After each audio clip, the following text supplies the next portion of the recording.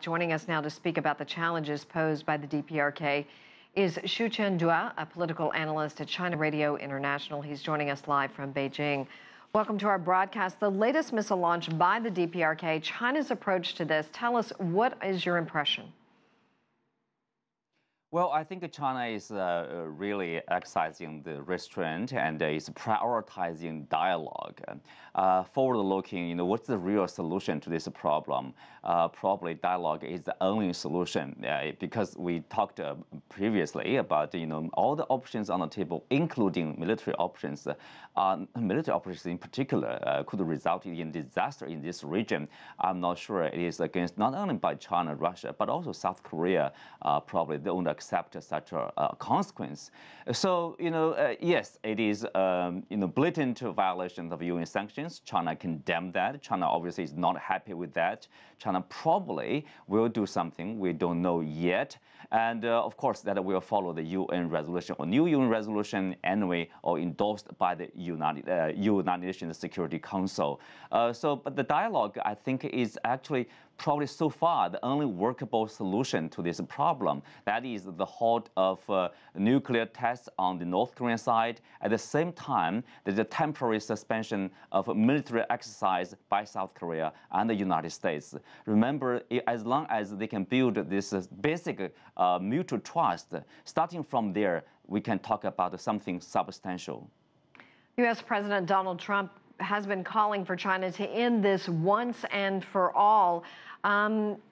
His pressure, his words are really falling on deaf ears. What will be the next step?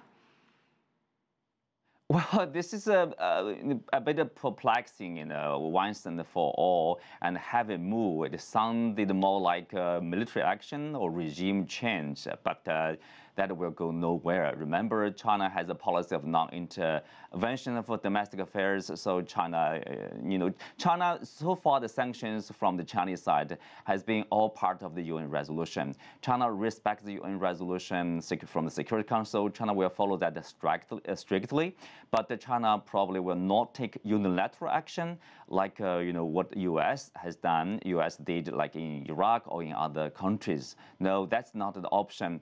But China priority for now for China is really about whether there will be, say, kind of like a military action, unilateral military action from the U.S. side, from the South Korean side. So I think China will continue to work with the U.S. and other countries in the UN Security Council. There will be emergency meeting. They probably will talk about more sanctions from countries concerned in this region, including China, U.S., South Korea, Japan, and even Russia here. So we don't know, but also remember, sanctions, it takes time for all the sanctions to produce any effects. China has suspended the purchase of coal from the North Korean side.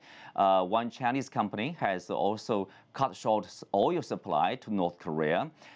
There's little further China can do, such as the supply of rice and other food to North Korea. But if that is cut short, that will be really dramatic, because the fear is that North Korean people will suffer the most, and also there might be a humanitarian problem, and also the influx, say, arrival of refugees from North Korea side.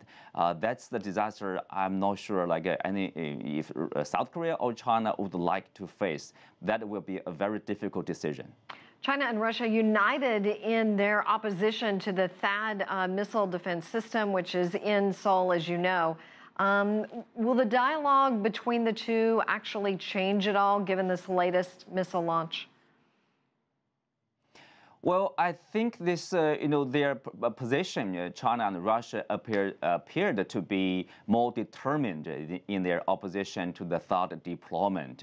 I think this is also a response to the latest visit by South Korean President Moon to Washington. Basically, there, he said that he has no intention to cancel or take other, options, basically, to stop the deployment of thought system. And I think that's obviously raised the concern again on the Chinese side. Basically, we will see the going ahead of this deployment of a thought system in South Korea, because both China and Russia fears that will compromise their national security interests with the deployment of thought system. Remember, the deployment of such a system is not deterring North Korea from further developing their nuclear weapons. It's useless in this sense.